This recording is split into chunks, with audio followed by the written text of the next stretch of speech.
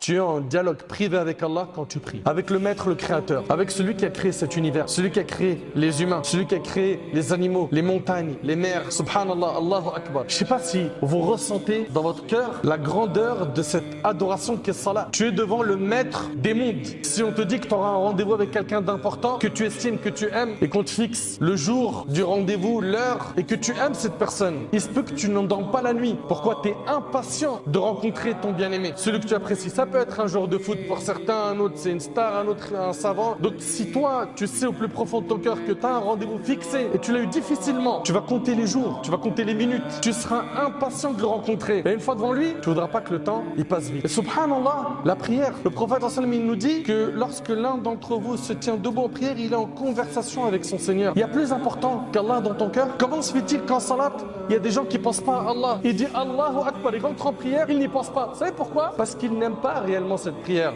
Et pourquoi il n'aime pas réellement cette prière? Parce qu'il ne connaît pas réellement Allah. Le problème, je vous le dis, je le répète, il vient de là. On a plein de gens, leur prière, c'est des gestes mécaniques. Ils ne savourent pas ce moment parce que cette personne-là ne connaît pas assez Allah.